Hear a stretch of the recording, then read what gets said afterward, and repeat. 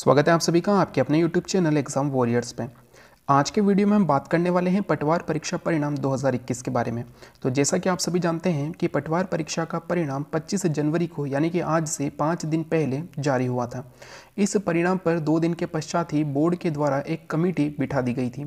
तो जैसा कि आप सभी जानते हैं कि जब परिणाम जारी हुआ तब एक शिफ्ट के नंबर बहुत ही ज़्यादा कम हो गए थे, यानी कि जो नॉर्मलाइजेशन किया गया था उसका प्रभाव देखने को मिला था। और इसी के विपक्ष में या इसी के विरोध में छात्रों के द्वारा ये मांग की गई थी कि नॉर्मलाइजेशन गलत तरीके से हुआ है। और इसी को देखते हुए बोर्ड ने एक कमेटी का गठन किया था जो अब पुनः विश्लेषण करके नया परिणाम जारी कर सकती है, या तो नए निर्देश दे सकती है या फिर नया परिणाम जारी हो सकता है। तो आज के वीडियो में हम बात करने वाले हैं कि क्या वो कैसे उपाय हैं जो विद्यार्थियों के द्वारा दिए गए हैं कि आने वाले समय में क्या किया जाना चाहिए पटवार परीक्षा को लेकर। तो सबसे पहली बात तो ये आती है कि जो ये परीक्षा है ये अलग अलग शिफ्टों में करवाई ही क्यों जाती है। तो जैसा कि आप सभी ने देखा ही है कि जो रीट की परीक्षा हुई थी, इस रीट की परीक्षा में 16 लाख प्लस विद्यार्थी थे और ये पेपर एक ही दिन में हो गया था। लेकिन एसआई, वीडियो के और पटवार के एग्ज़ाम जिनमें कि विद्यार्थियों की संख्या लगभग 10 लाख ही रही थी जिन्होंने एग्ज़ाम दिया था, तो इन 10 लाख विद्यार्थियों के लिए भी 4 पेपर बनाए गए थे जो कि अलग अलग पारियों में थे। वास्तविकता में एक परीक्षा एक पेपर ये नियम होना चाहिए। जैसा कि एक राष्ट्र एक नियम होता है कि राष्ट्र में रहने वाले सभी लोगों के लिए एक ही नियम है, उसी प्रकार एक ही परीक्षा को देने के लिए अलग अलग शिफ्ट नहीं होनी चाहिए। एक परीक्षा एक पेपर ये नया नियम ज़रूर बनाया जाना चाहिए कोर्ट के द्वारा। कोर्ट के द्वारा जितनी भी जो एग्ज़ाम होते हैं, चाहे वो बोर्ड के द्वारा करवाए जाए या फिर आयोग के द्वारा, नियम यही होना चाहिए कि एक परीक्षा एक पेपर। एक पेपर कराने से परिणाम जल्दी आता है। तो जैसा कि आप सभी ने देखा था कि रीट का एग्ज़ाम हुआ था और उसके कुछ समय पहले यानी कि कुछ समय बाद ही 1 महीने में जो है रिज़ल्ट जारी कर दिया गया था। लेकिन वहीं पर पटवार परीक्षा का जो परिणाम, पटवार परीक्षा हुई थी अक्टूबर के महीने में और रिज़ल्ट आया है जनवरी में, तो पूरे 3 महीने लगा दिए गए थे। एक पेपर कराने से परिणाम जल्दी आता है और जारी किए गए परिणाम में कोई भी संशय और किसी प्रकार की आपत्ति नहीं होती है। अगर पटवार का जो परीक्षा थी अगर एक ही बार में करवाई जाती और उस पर अगर परिणाम आता तो उस पर किसी को भी कोई भी आपत्ति नहीं होती, न ही नॉर्मलाइजेशन की आवश्यकता होती उसमें, क्योंकि वास्तविकता में अलग अलग पारियों में परीक्षा करवाना भर्ती को लंबे समय तक खींचने और मतभेद उत्पन्न करने के लिए होती है जिस पर कि राजनीति की जा सके। वास्तविकता में ये अलग अलग पारियों में पेपर कराना, इससे क्या होता है जो परीक्षा होती है वो लंबे समय तक खींचती है।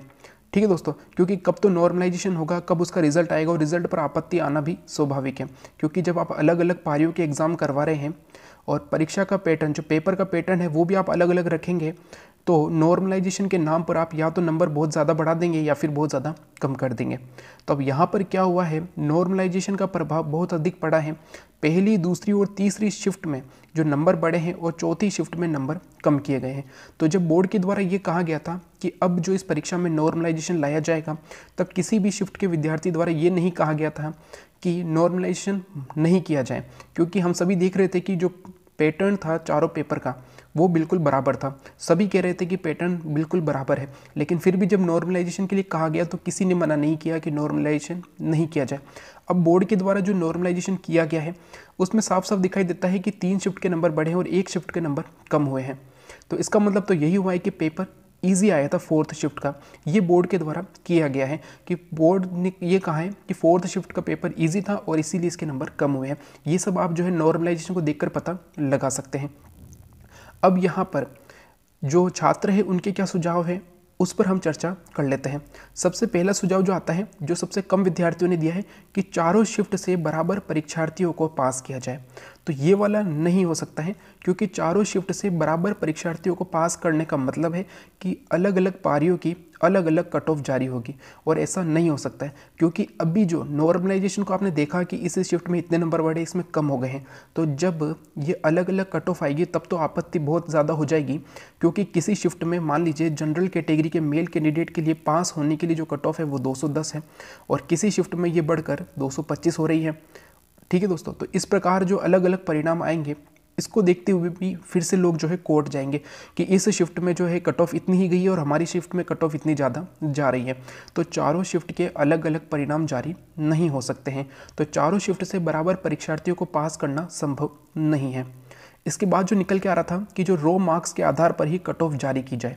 अगर ऐसा करना ही होता तो नॉर्मलाइजेशन नहीं होता।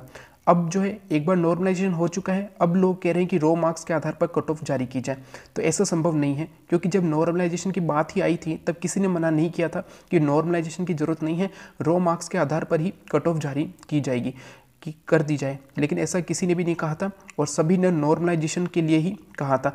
तो अब जब नॉर्मलाइजेशन हो चुका है तो इसके पश्चात रो मार्क्स के आधार पर कट ऑफ जारी करने की बात ही नहीं आती है। तो आपको ये भी याद रखना है कि रो मार्क्स के आधार पर कट ऑफ जारी नहीं की जा सकती है। इसके बाद जो सबसे अंतिम जो सुझाव आया था कि 15 से 20 गुना परीक्षार्थियों को पास करके मुख्य परीक्षा करवाई जाए।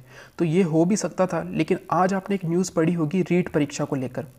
रीट परीक्षा, आप सभी ने देखा है कि रीट परीक्षा में बड़े लेवल पर, बड़े स्तर पर जो है पेपर लीक हुआ था। ठीक है दोस्तों, बड़े स्तर पर पेपर लीक हुआ है। आप सभी के सामने है कि पेपर तो लीक हुआ ही है और कितनी ज़्यादा गिरफ्तारियां हुई है इसमें, यानी कि रीट का पेपर लीक तो हुआ ही था। लेकिन जो है आज जो सीएम है अशोक गहलोत, इनके द्वारा एक बयान दिया गया है कि रीट की परीक्षा को वापस नहीं कराया जा सकता है। यानी कि वो परीक्षा जिसमें बड़े लेवल पर जो है पेपर लीक हुआ था, गिरफ्तारियां भी हुई हैं, उस पेपर को भी वापस नहीं कराया जा रहा है। जो सभी के सामने है कि इसमें तो पेपर लीक हुआ ही था, वो पेपर भी वापस नहीं कराया जा रहा है, क्योंकि उनके द्वारा कहा गया है कि 1 मिनट में अगर ये आदेश भी निकाल दिया जाए कि रीट की परीक्षा वापस कराई जा रही है तो इससे अन्य परीक्षाओं पर बहुत ही बड़ा प्रभाव पड़ेगा। इसलिए रीट की परीक्षा वापस नहीं कराई जाएगी, ये जो है सीएम के द्वारा कहा गया। तो आप ये मान के चलिए कि पटवारी में तो पेपर लीक जैसा कोई भी मामला सामने नहीं आया था। यहाँ पर जो परिस्थितियां हैं वो रिजल्ट को लेकर है कि रिजल्ट में जो है भारी बदलाव हुआ है, रिजल्ट जो है सही नहीं आया है। तो ये बात है, तो यहाँ पर मुख्य परीक्षा तो नहीं करवाई जाएगी, क्योंकि जब रीट परीक्षा जिसमें पेपर लीक हुआ है वही परीक्षा अगर वापस नहीं हो सकती है तो यहाँ पर मुख्य परीक्षा करवाने का तो बात ही नहीं आती है। क्योंकि अगर बोर्ड के द्वारा कह भी दिया जाए कि मुख्य परीक्षा कराई जाएगी तो वो कब कराई जाएगी? जो इस वर्ष का कैलेंडर तो जारी हो चुका है उसमें ये परीक्षा कराना मुश्किल है। अब अगले साल पर ये परीक्षा जाएगी, यानी कि पूरे 1 साल बाद मुख्य परीक्षा होगी। मुख्य परीक्षा के लिए सिलेबस जारी किया जाएगा और जो है ये अगले साल जाके मुख्य परीक्षा होगी। तो ये भी नहीं होगा कि मुख्य परीक्षा करवाई जाए। तो वास्तविकता में यहाँ पर क्या होने वाला है, तो वो इस प्रकार है कि चारों शिफ्ट के पेपर का पुनः विश्लेषण किया जाए।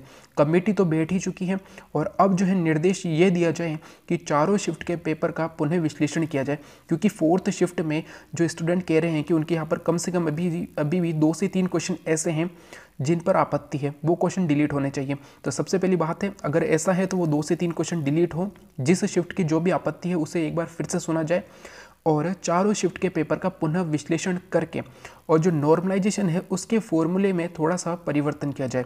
हो सके तो जो एसएससी का जो फॉर्मूला है 0.1% का, उससे अपनाया जाए और उसके बाद जो है रिजल्ट जारी किया जाए।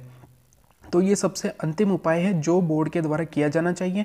चारों शिफ्ट के पेपर का पुनः विश्लेषण करके और नॉर्मलाइजेशन, एक बार जो है नॉर्मलाइजेशन एसएससी के फॉर्मूले से निकाला जाना चाहिए और उसके बाद परिणाम जारी किया जाना चाहिए। ये बहुत ही इंपॉर्टेंट है और आपको याद रखना है। ये जो 3 ऊपर की जो सुझाव थे विद्यार्थियों के द्वारा, ये नहीं माने गए हैं। इसके बहुत बड़े कारण हैं। मुख्य परीक्षा क्यों नहीं करवाई जा सकती, ये भी बड़ा कारण है। रो मार्क्स के आधार पर क्यों जो है कट ऑफ जारी नहीं की जा सकती, इसका भी बड़ा कारण है। और चारों शिफ्ट का अलग अलग परिणाम तो बिल्कुल भी जारी नहीं हो सकता है, क्योंकि उसके लिए अलग अलग जो है कट ऑफ जारी की जाएगी। चारों शिफ्ट के लिए अलग अलग कट ऑफ जारी होगी और उसमें भी बहुत बड़ा अंतर आपको देखने को मिलेगा। कहीं पर जो है जनरल मेल की कट ऑफ जाएगी 230 और कहीं पर वो कट ऑफ चली जाएगी 210।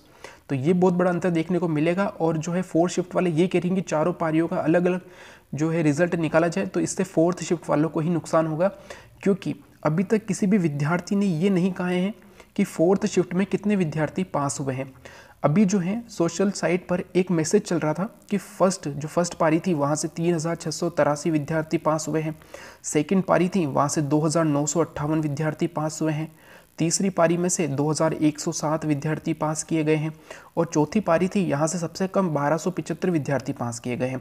अगर हम बात करें तो इनका योग ही 10,023 होता है, सिर्फ 10,023 होता है इनका योग, जबकि बोर्ड के द्वारा जो लिस्ट जारी की गई है इसमें 11,333 विद्यार्थियों के रोल नंबर है।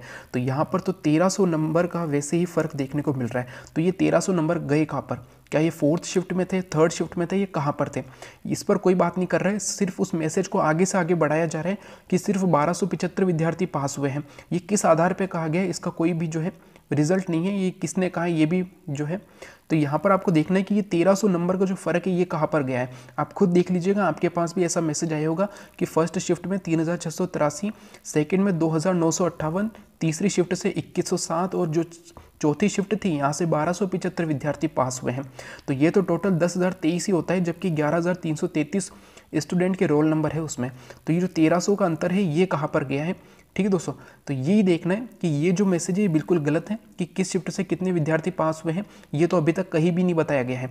तो जितने भी विद्यार्थी हैं, कल जो है एक वोट आएगा, उस वोट को आपको करना है, वहाँ पर साफ साफ लिखा होगा कि किस शिफ्ट में कितने ऐसे विद्यार्थी हैं जो 220 प्लस नंबर लाए हैं, ठीक है दोस्तों। और आपको उस वोट पर बिल्कुल सही जो है वोट करना है और अपने नंबर बताने हैं, ठीक है दोस्तों। क्योंकि अभी तक कोई भी विद्यार्थी ऐसा निकल के नहीं आया है जिसने ये कहा हो कि मेरे जो है 220 से इतने नंबर ज़्यादा आ रहे हैं, और ये कितनी विद्यार्थी है, कितनी इनकी संख्या है, ये भी पता नहीं है। तो जब तक ये पता नहीं चलेगा तब तक आप नहीं कह सकते हैं कि किस शिफ्ट से कितने विद्यार्थी पास हुए हैं।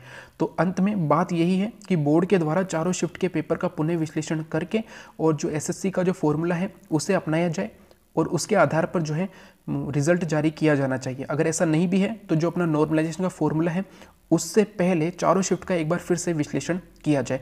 तो सबसे अंतिम बात यही है कि चारों शिफ्ट का पेपर का पुनः विश्लेषण करके फिर नॉर्मलाइजेशन करके और परिणाम जारी होना चाहिए।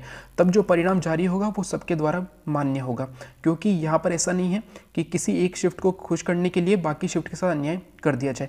जो रिजल्ट आना चाहिए वो बिल्कुल बिना किसी दबाव के आना चाहिए, क्योंकि अगर कोई दबाव बोर्ड पर पड़ता है तो उसका खामियाजा रिजल्ट में देखा जा सकता है। तो यहाँ पर यही बात है कि चारों शिफ्ट का पेपर का पुनः विश्लेषण करके परिणाम जारी किया जाना चाहिए। तो आई थिंक ये वीडियो आपको अच्छा लगा होगा, तो लाइक एंड शेयर ज़रूर करें। Thank you. जय हिंद, जय भारत।